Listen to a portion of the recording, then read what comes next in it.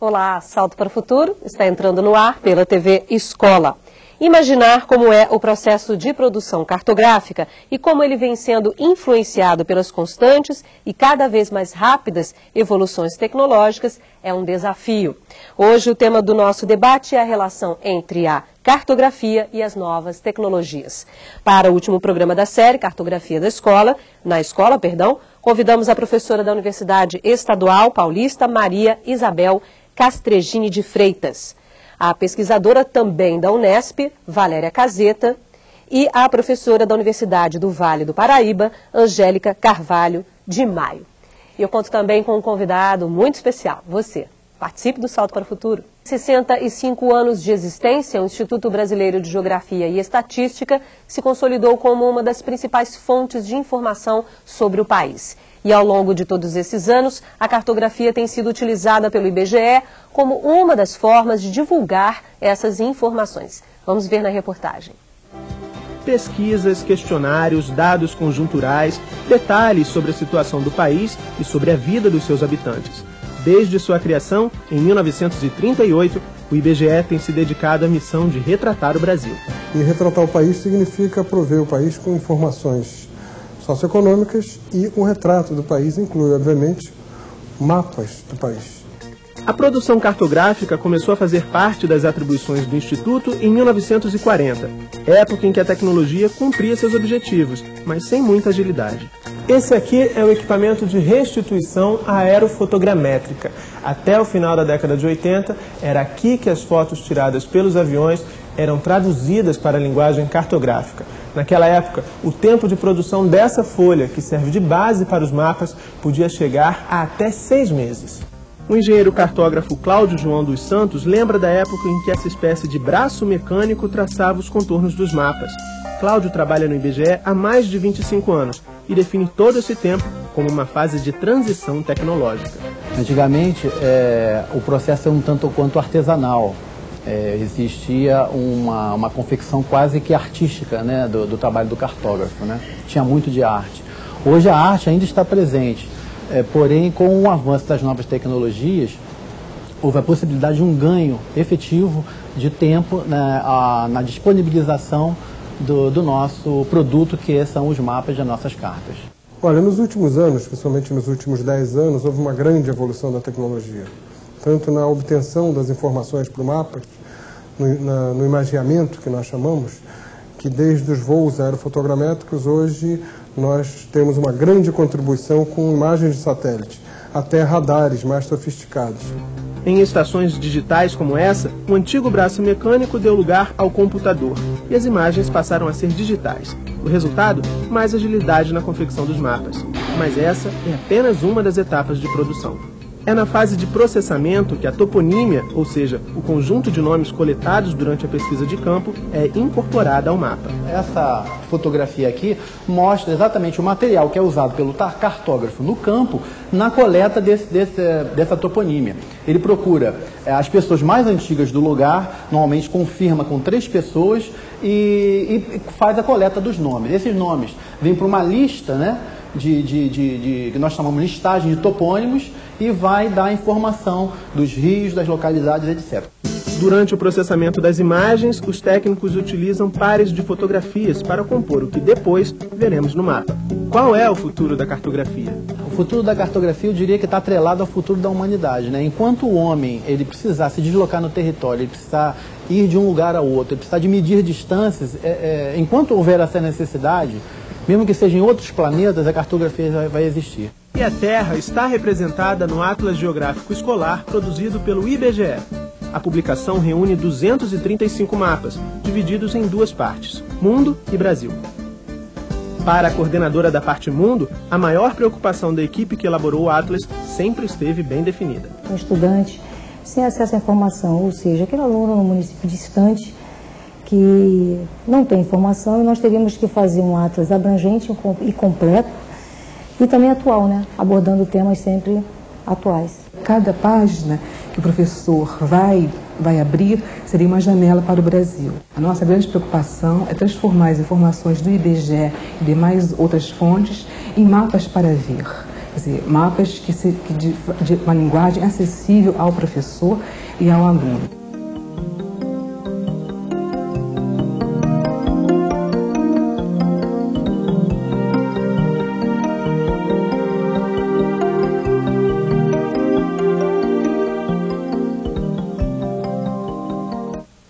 Bom, primeiro eu quero agradecer a presença de vocês hoje aqui no Salto para o Futuro. Quero começar pela professora Isabel. Qual é o seu destaque, professora, sobre essa reportagem que acabamos de mostrar? Eu agradeço muito o convite e gostaria de salientar que o avanço da cartografia foi intenso, principalmente nessas últimas décadas.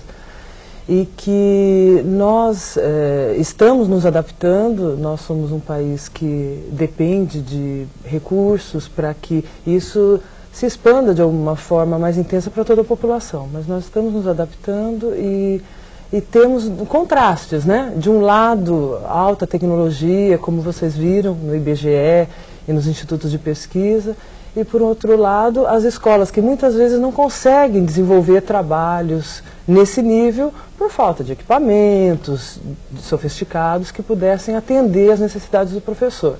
Esse equilíbrio que a gente tem que buscar, né? Ser criativo, buscar encontrar saídas para usar os equipamentos disponíveis, os programas que nós temos, para acompanharmos esse salto que teve a cartografia nessa última década, né? Com a entrada dos sistemas computacionais e desses programas que nos facilitam muito a vida. O cartógrafo hoje é muito diferente daquele de 20, 30 anos atrás.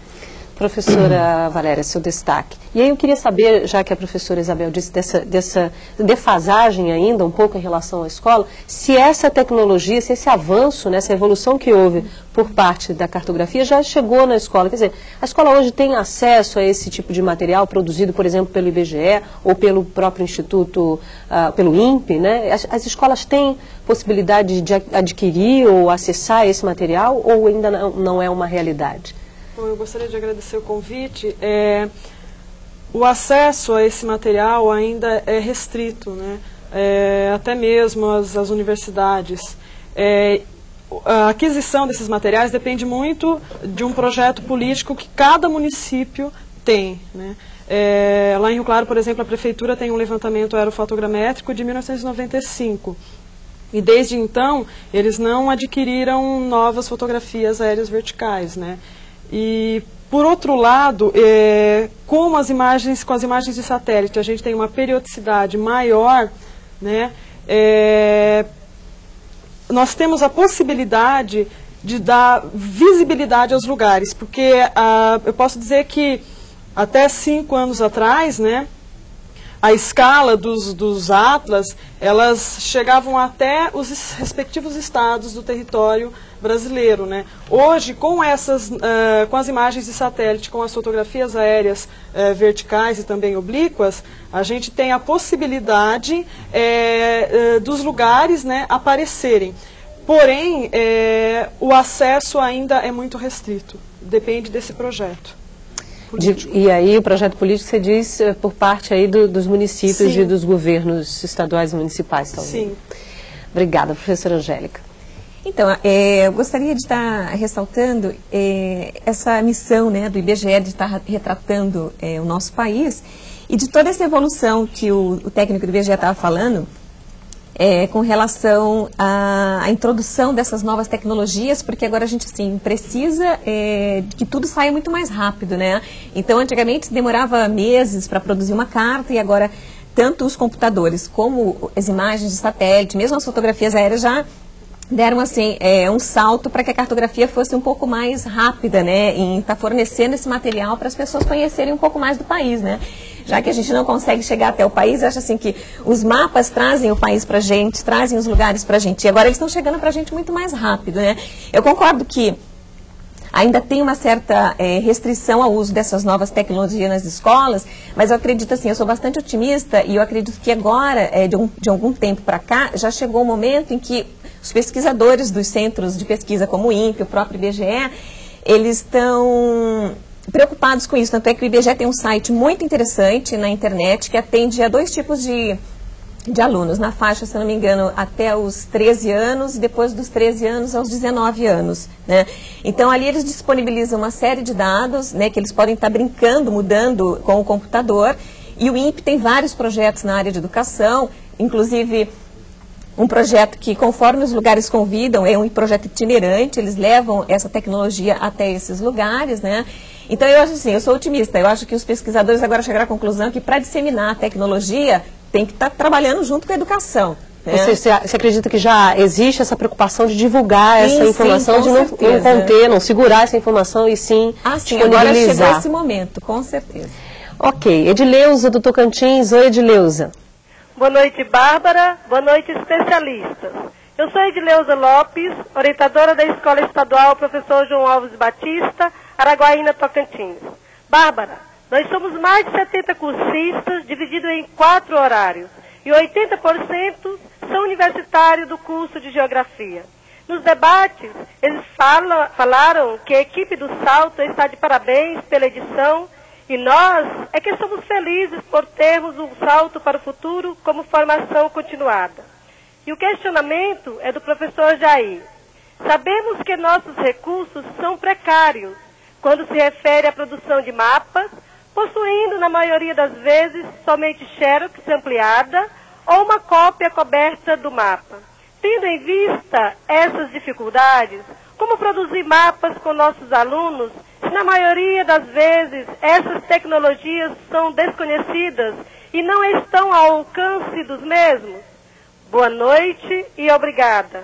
Obrigada a você, Edileuza, você que tem sempre estado aqui com a gente, tem participado de todos os programas. A gente fica muito feliz de ouvir esse retorno que você traz para a gente, dá para a gente, de que o programa está sendo útil, vocês estão podendo trabalhar essa formação continuada de vocês, porque é claro, vocês sabem que a gente faz o programa para vocês. Então, se vocês estão gostando, estão utilizando o programa de alguma forma, essa comunicação, essa troca está acontecendo. Obrigada, viu, Edileuza? Professora Isabel. Desculpa. Nada, fique à vontade. Era o que eu comentei anteriormente. Eu acho que o professor tem que ter criatividade, ele tem que buscar os órgãos públicos.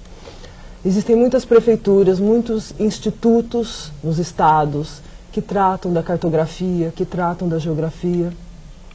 Os centros ou órgãos locais do IBGE, que provavelmente vocês têm por aí, vocês devem estar procurando esses parceiros e, na medida do possível, usando a criatividade para trabalhar com material disponível. Existe uma riqueza enorme de material e, nesse sentido, vocês poderiam estar buscando essa parceria. Usar a criatividade. Vai usar xerox, sim. Vai fazer montagem.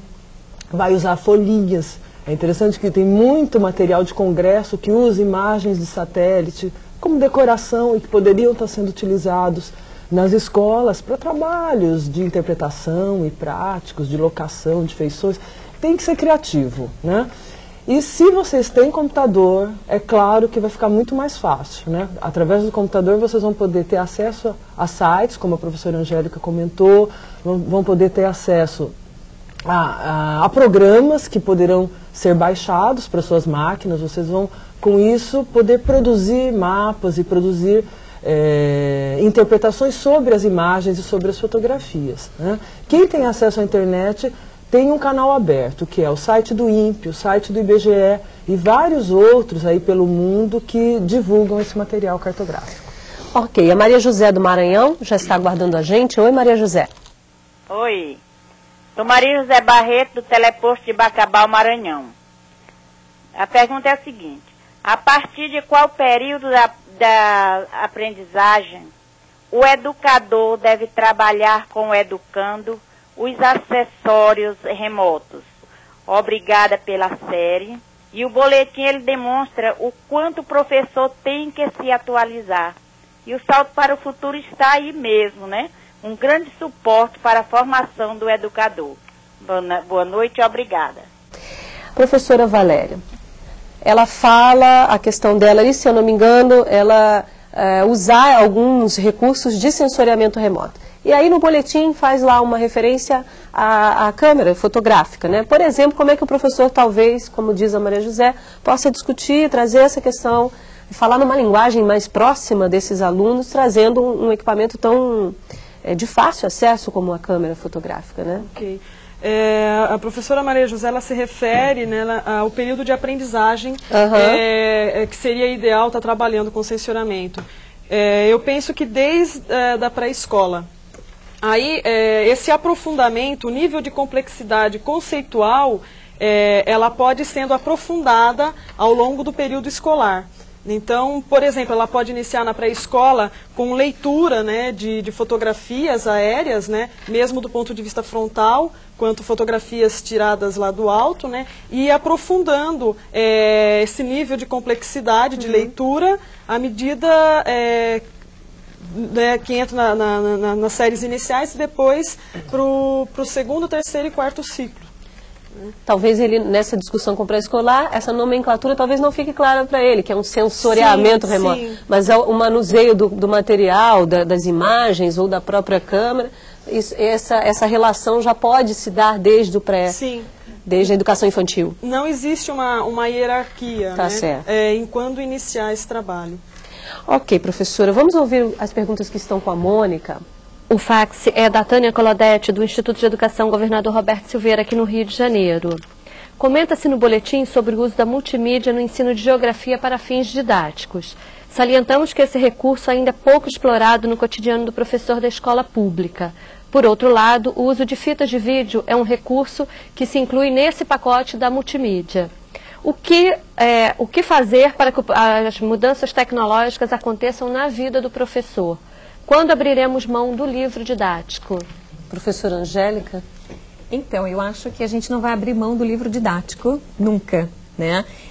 Todas essas tecnologias, na verdade, elas vêm para nos auxiliar, né, para serem usadas assim como um instrumento a mais, né, para ajudar a gente nessa luta aí de estar trabalhando com a garotada e motivando, né, porque eu acho assim, todos nós fomos para a escola numa época em que a gente não teve acesso a essas coisas, porque na época não existiam mesmo, né?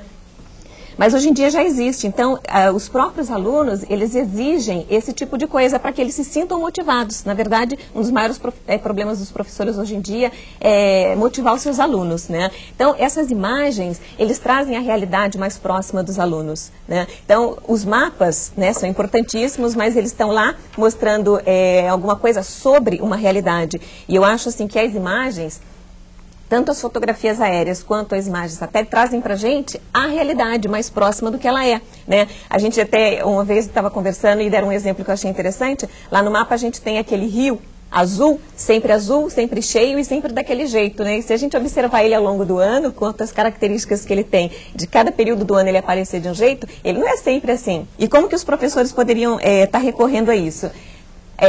Bom, a informática está aí para a gente estar se utilizando dela. E se utilizar da multimídia para ensinar geografia, através da cartografia, é trabalhar com essa questão da informática, do vídeo, de todas essas imagens, para dar vida a essas coisas que até um certo momento da nossa história sempre foram muito estáticas, né?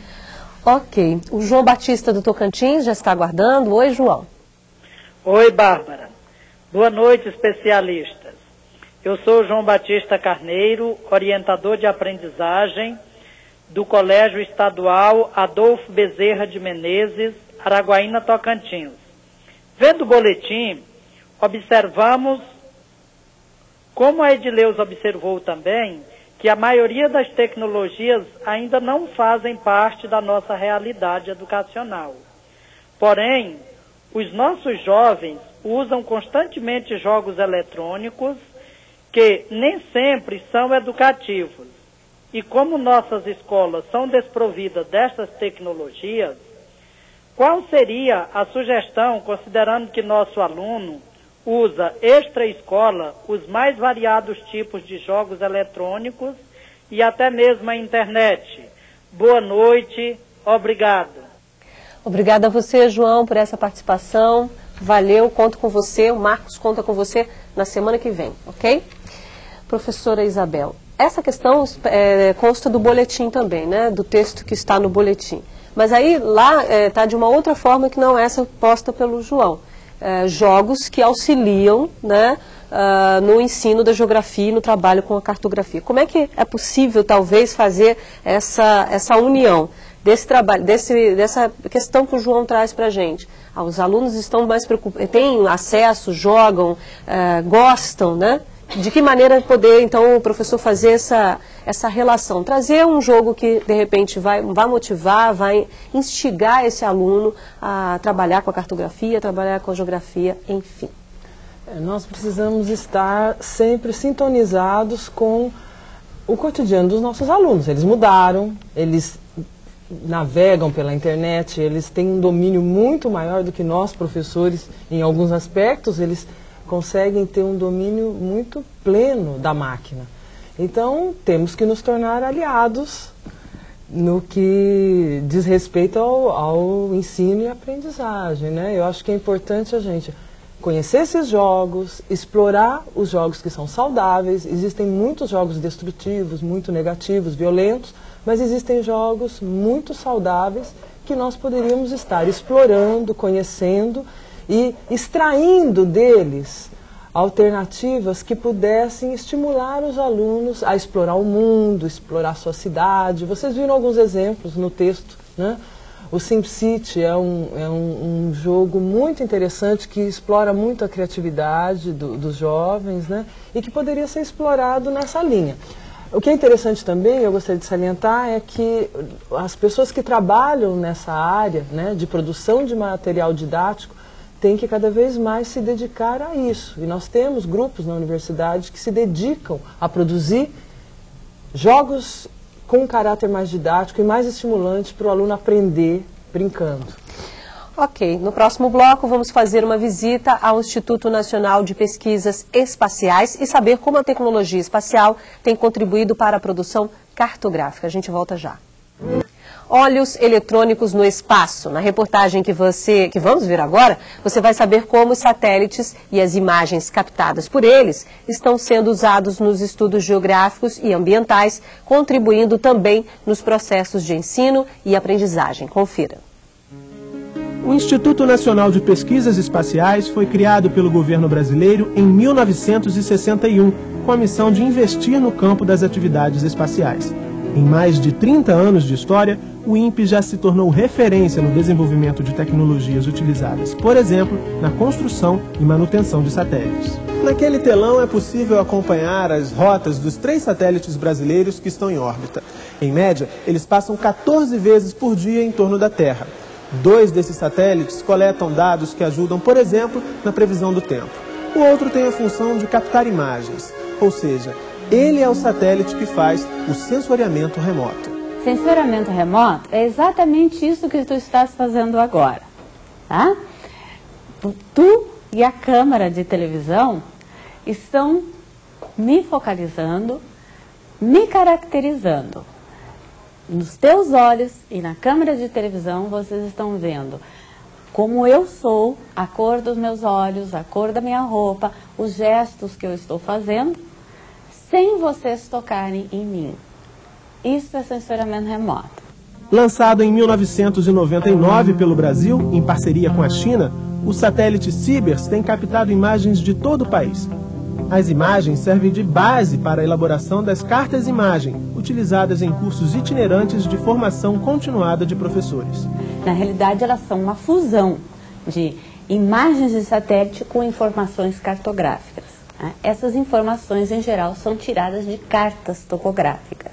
E, em cima da imagem, são postas uma série de informações cartográficas que seguem umas regras bastante restritas. Tânia Salsen é responsável pelo projeto Educaséries, que tem o objetivo de levar as imagens captadas pelo satélite para as salas de aula. Eu não preciso sair daqui para ter uma ideia de como é a Amazônia, se eu não tiver dinheiro para fazer isso, porque eu posso pegar uma imagem e essa imagem me traz uma série de informações de como é a distribuição da floresta, de como é o relevo, a disposição dos rios, como é que as cidades estão ordenadas ali. Vários projetos são desenvolvidos na escola a partir do curso de formação de professores na área de sensoriamento remoto, realizado pelo INPE uma vez por ano. O objetivo é capacitar o professor para que ele use uma tecnologia nova de fácil manuseio com a criança, para ela conseguir identificar a localidade, trabalhar matemática, né? Na realidade, o sensoramento remoto possibilita a aplicação em diversas disciplinas dentro da educação. A professora Suzana Rosa já fez esse curso. Com alunos de uma escola pública de São José dos Campos, ela desenvolveu um projeto de reconhecimento do bairro Dom Pedro I. Durante a observação da carta-imagem do bairro, os estudantes perceberam uma mancha escura, logo identificada como um lago. E aí tá, então vamos lá nesse lago. Aí a gente descobriu que não era mais um lago, era um aterro. Eles fecharam esse lago. Aí a gente questionando quem estava ali por perto, mas por que aterraram esse lago, né? Eles descobriram ainda que o aterro passou a ser usado como um depósito de entulho. E fizeram todo o levantamento do lixo que é coletado por catadores de lixo ali naquele espaço.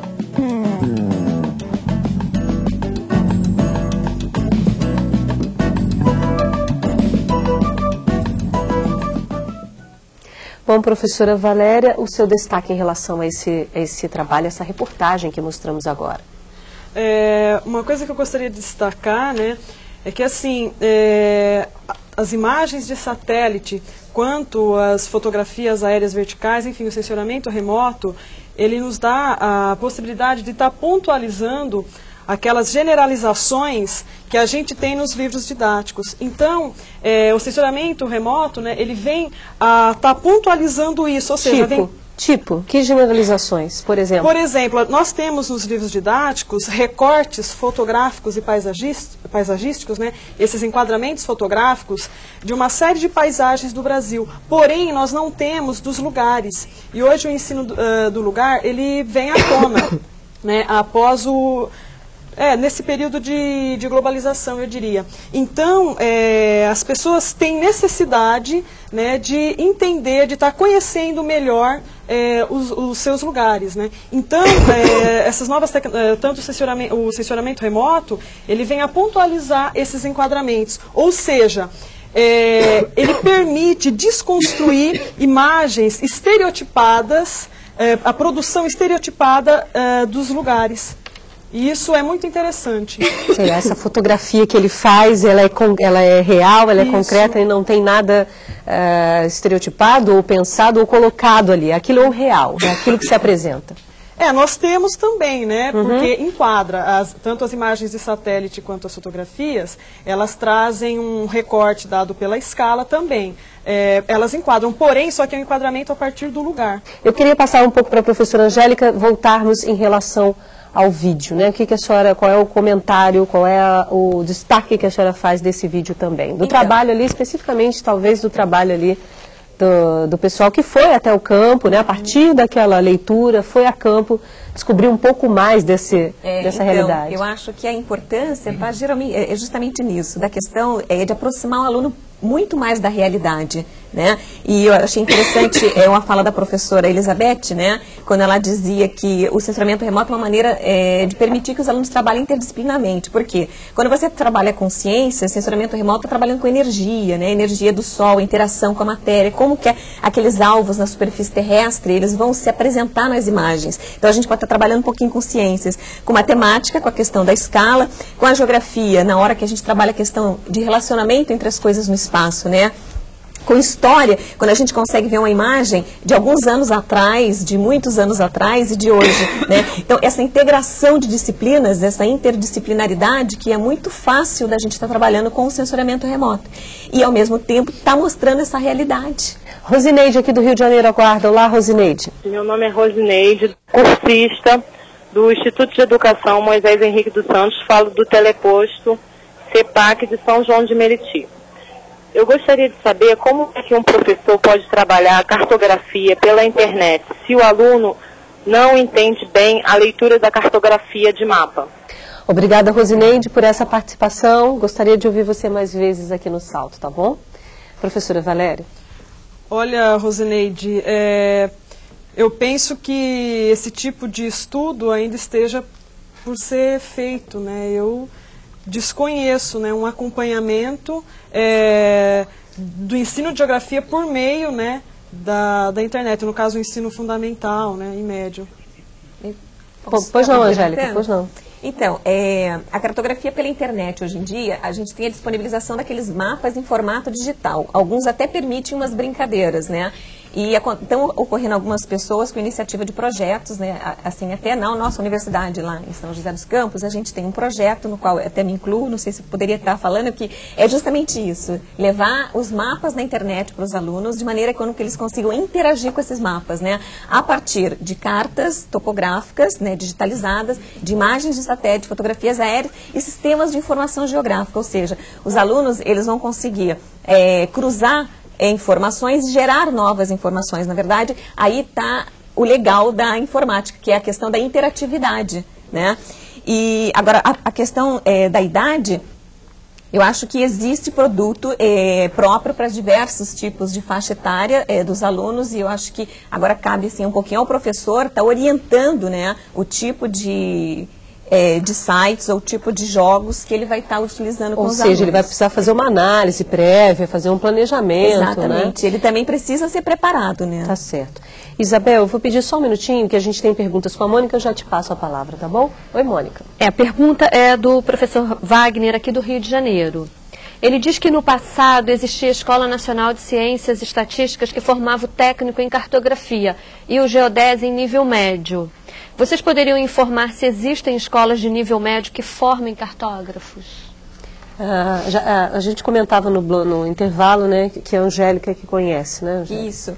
Olha, existe agora um curso técnico de cartografia em São José dos Campos, na Universidade do Vale, né, uma universidade comunitária, no Vale do Paraíba, a Univap, e esse curso forma técnicos em cartografia. Especificamente, os alunos trabalham com a parte de topografia, né, a parte de geodésia e a parte de fotogrametria na questão do aprendizado da restituição dos produtos e das fotografias, né.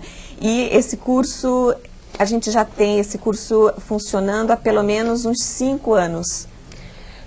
Isabel, por favor, fique à vontade. Você gostaria de comentar a questão anterior em que falava a professora Angélica também, né? Não, meu comentário era só no sentido de que o sensoriamento remoto e essa combinação de utilizar cartas e cartas com base em imagens, carta com base em fotografias aéreas, fazendo uso desses recursos de internet, dessas mídias eletrônicas, é super interessante, mas que o aluno tem que ter uma base no papel primeiro. É fundamental que você prepare seu aluno, que ele manipule essas fotos, essas cartas no papel, para depois passar para outra mídia. Por quê? Porque senão ele não vai conseguir um bom desempenho. Que foram os trabalhos e as etapas e as atividades que mostramos aqui nos programas anteriores, né? Valéria, eu sei que você quer comentar. Eu queria pedir só um minuto, porque a Rosimere, aqui do Rio de Janeiro, aguarda a gente já há um tempinho. Oi, Rosimere. Boa noite. Eu sou supervisora do Teleposto Polo de Maricá. Segundo o texto de apoio à série, e conforme já foi abordado, o material disponível na internet, no campo da cartografia multimídia, por não ser produto de pesquisa visando especificamente ao ensino, seu uso deve ser analisado previamente pelo professor. Perguntamos, que aspectos devem ser considerados nessa análise?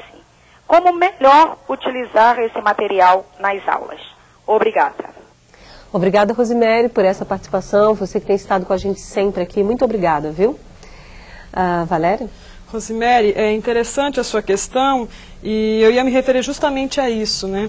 Quer dizer, quando nós temos todos esses materiais, esses recursos sendo produzidos, né, é interessante uma prévia análise do professor, porque é o seguinte, qual a preocupação didático-pedagógica de todos esses materiais que estão sendo produzidos? As atividades que são propostas, elas solicitam do aluno questões que levem à reflexão ou questões que exigem dele uma memorização. Então, o professor ele tem que tomar muito cuidado com isso quando ele pega esse tipo de material. Porque senão a gente pode estar caindo naquilo que a gente sempre fez muita crítica, né, no ensino da geografia, que é a memorização. E hoje, para a gente conseguir entender melhor o espaço geográfico, não basta somente localizar, mas saber pensar como que vem se dando o uso desse território. Em favor de quem?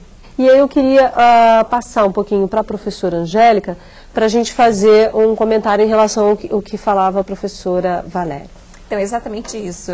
Como a Valéria estava comentando, o momento agora não é de estar mais com aquele aprendizado da questão de memorização das coisas, mas sim de estar entendendo os processos que acontecem para aquelas coisas estarem daquela forma. Que é o que a gente pôde ver no vídeo 2 ali também. Exatamente. Né? Então, entender os processos significa entender o mundo, né? As coisas que estão acontecendo no mundo, né?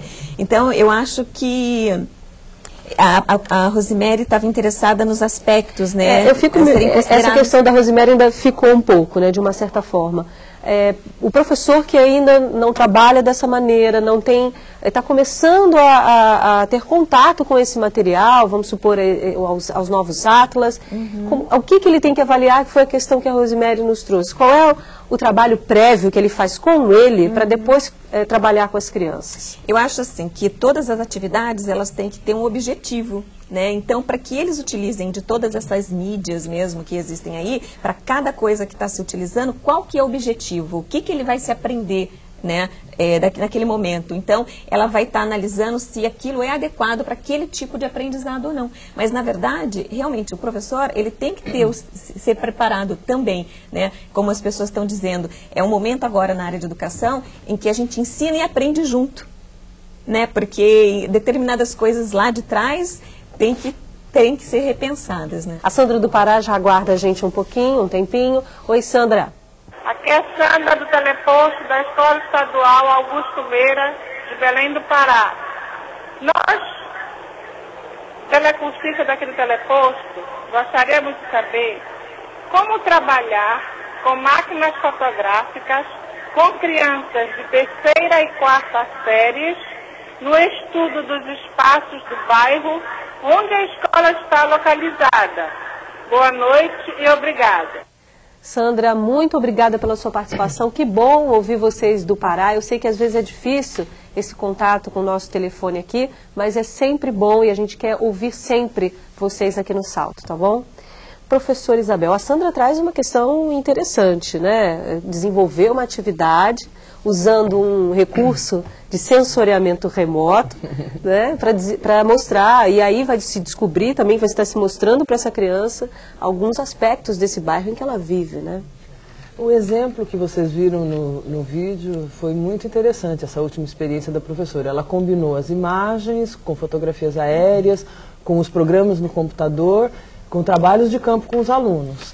No trabalho de campo, a máquina fotográfica é instrumento básico, né? Então ele vai fotografar, constatar principalmente as realidades cotidianas. Mas o que, por exemplo? Como é que você imaginaria essa constatação? Que olhar, por exemplo, é preciso direcionar a criança a ter? O principal é desenvolver o olhar crítico. O olhar crítico. A gente muitas vezes passa, pelos mesmos lugares e não percebe detalhes que são vitais para a vida ali daquela comunidade. Então, observar como se comportam as pessoas, como é aquele ambiente onde elas vivem, onde elas vivem, como são essas casas, como é o caminho da escola. Tudo isso é um material muito rico, né? Como é o comércio do lugar. Há muita chance de você explorar as nossas cidades, o campo, né? A vida no campo, em atividades práticas com os alunos, que pode desenvolver conceitos de história, de geografia, de português, de inúmeras áreas que poderiam ser aperfeiçoadas, né? Então, com o registro fotográfico, com a constatação de realidades. O professor tem que planejar, ele tem que montar uma estrutura e planejar. Os aspectos vão ser ambientais, vão ser sociais, vão ser econômicos. Você pode abordar num passeio com a sua classe, pela sua cidade, pelo seu bairro, todos esses aspectos e fazer registros fotográficos. Pode se cruzar esses aspectos, exatamente, né? A Francisca do Tocantins é agora quem fala com a gente. Oi, Francisca. Gostaria que os especialistas sugerissem uma forma de como trabalhar a linguagem cartográfica no ensino médio, de forma a despertar o interesse dos alunos pela mesma. Boa noite e obrigada. Obrigada, Francisca, por essa participação. Que bom que você conseguiu ligar para a gente hoje e a gente espera ouvir você mais vezes, tá bom? Professora Valéria, essa é uma questão interessante que a Francisca nos traz, porque estamos falando, de uma certa forma, durante essa série, mais voltado para o ensino fundamental. Mas se temos alunos hoje no ensino médio que não tiveram, não discutiram, não trabalharam muito com essa linguagem cartográfica, ainda se há, felizmente, um momento do ensino médio para se trabalhar. Como isso pode ser feito? Bom, eu vou comentar a partir de uma experiência que eu estou tendo junto de um grupo de pesquisa lá em Rio Claro. Eu estou acompanhando professoras de 4ª série e elas estão trabalhando essa linguagem cartográfica, e isso foi um consenso geral porque elas perceberam que os alunos tinham muita dificuldade com a linguagem cartográfica. Então isso foi uma temática que emergiu dos alunos. Elas perceberam que os alunos tinham uma imensa dificuldade de estar trabalhando. A partir disso, uma dessas professoras que eu acompanho trabalhou com a fotografia aérea vertical. Ela fez um mapeamento, né, do uso do bairro a partir da fotografia aérea vertical e discutiu todo o conteúdo disso e depois trabalhou a orientação, as direções, né, cardeais pela orientação do sol. Então, motivou os alunos, né, porque eles nunca tinham trabalhado com a fotografia aérea vertical e como o Rio Claro disponibiliza, né, desse levantamento. E aí foi interessante que ela terminou essa sequência, né, depois voltando ao croquis e trabalhando as orientações nesse croquis. Então, houve uma motivação muito grande, porque partiu de uma dificuldade dos alunos, né, e de um material que eles nunca tinham trabalhado. E aí, Angélica, a Valéria deu um exemplo ainda no ensino fundamental, né? Ela falou de uma questão que é trazer para essa realidade, trazer para essa proximidade. Que situações ou temas você acredita que um professor no ensino médio poderia trabalhar e aí talvez incentivar, trazer esse aluno para essa discussão? Então, acho que a pergunta da professora Francisca, ela vem ao encontro desse nosso encontro aqui hoje. Eu acho que o que está estimulando agora os jovens, né, no ensino médio é a questão das novas tecnologias no ensino, né, que é usar os recursos da informática, o computador, porque eles pedem que se use isso, inclusive, né. Então, acho que essas tecnologias de imagens e de informática, que eram até há um certo tempo restritos aos especialistas, que agora está se voltando também para a educação, como recurso didático, né? Estimula bastante os jovens a estarem aprendendo cartografia, a estarem aprendendo geografia.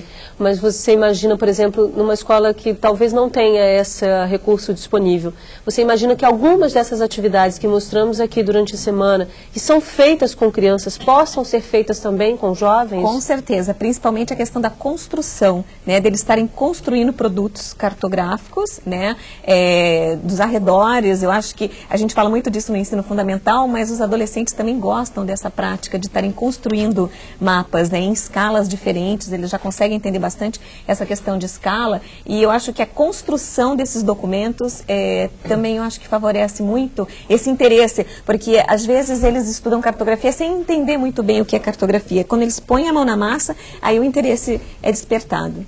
Ok. Pausa para o intervalo. Na volta, as nossas convidadas discutem os principais pontos do debate. Salto para o Futuro volta já. Salto para o Futuro está de volta, hoje discutindo as novas tecnologias utilizadas na produção cartográfica. Neste último bloco, as nossas convidadas fazem suas considerações finais. Eu quero começar pela professora Isabel. Quais são os seus destaques, professora, sobre o que discutimos hoje aqui? Eu acho que o que fica é a possibilidade de uso de novas tecnologias e desses recursos. O professor vai ter que ser muito criativo se ele não tem muitas condições na sua escola para trabalhar.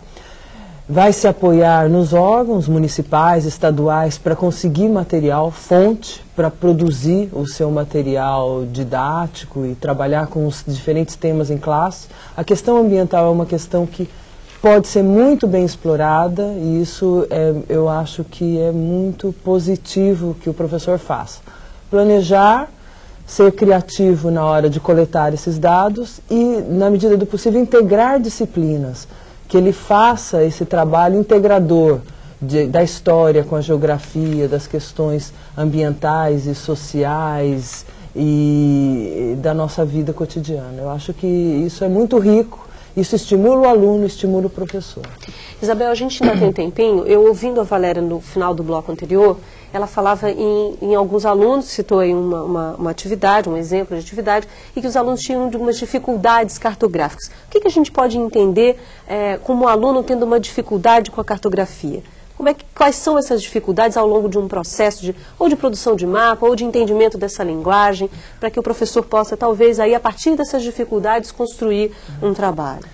A principal é a abstração. É muito difícil você se transportar para aquela realidade que está sendo exposta no mapa ou numa imagem, né, ou numa composição colorida de uma imagem de satélite. Então, é muito importante trabalhar se deslocar para o outro ponto de vista. Eu acho que essa é a grande dificuldade do aluno. Ele se transportar para outro ponto de vista, ele trabalhar a simbologia que nós utilizamos, as cores e os símbolos, que traduzem fatos e que ele precisa decodificar. Essa é a maior dificuldade. Ok. Valéria, por favor. Bom, o sensoramento remoto, ele é muito interessante para o ensino porque ele permite, pode permitir, por meio de atividades de ensino que os professores realizam, pode permitir desses alunos, a depender da solicitação que essas atividades fazem, levar o aluno a produzir conceitos, ao invés de trabalhar com as definições já prontas. E o sensoramento remoto, ele nos dá a paisagem. E a paisagem, ela dá a cara do território. Ela dá para a gente a quantas anda o território. Ou seja, como que esse território está sendo usado. E por meio disso, é que permite essa produção de conceito, esse conhecimento do lugar a partir da realidade de cada aluno. E aí dá para trabalhar de forma interdisciplinar, porque por meio do sensoramento remoto, nós temos permanências e mudanças. Por que em determinados lugares existem coisas que permanecem e existem outras que mudam? Então aí dá para trabalhar de forma interdisciplinar. Por quê? Porque a paisagem aprendida pelo sensoramento remoto dá a cara do território. Que cara é essa, por exemplo? Um exemplo. Toda essa desigualdade, esse uso desigual que nós temos no território. O processo de inclusão e exclusão.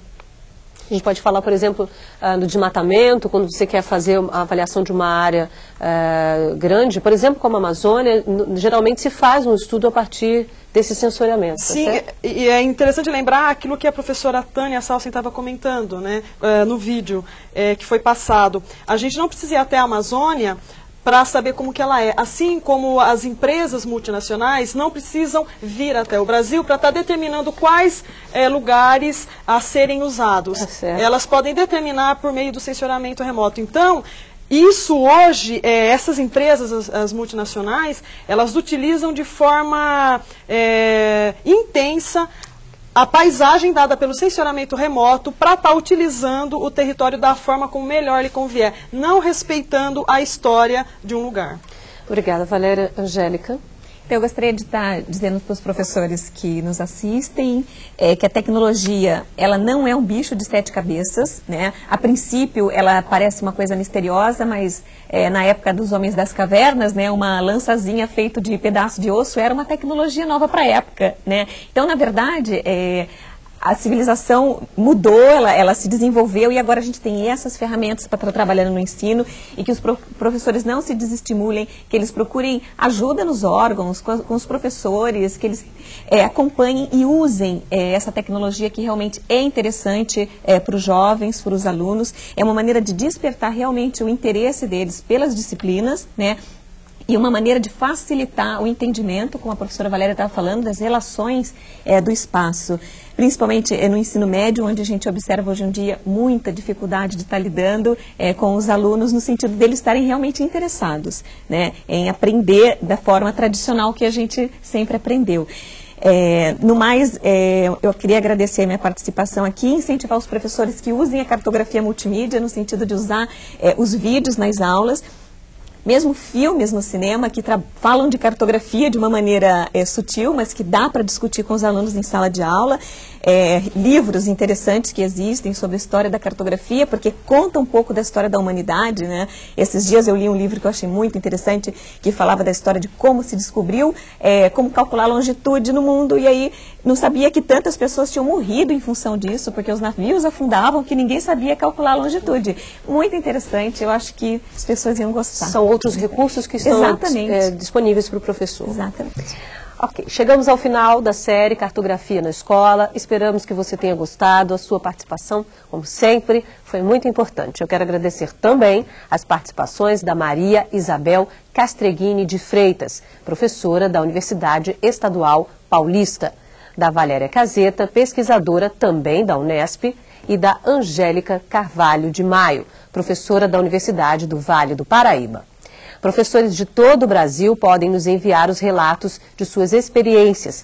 Pode ser por carta, através da caixa postal 50050, CEP 20062-970. Ou, se você preferir, pode ser através do nosso site www.tvbrasil.com.br/salto. Até a próxima série. A gente se vê aqui na TV Escola, o canal da Educação.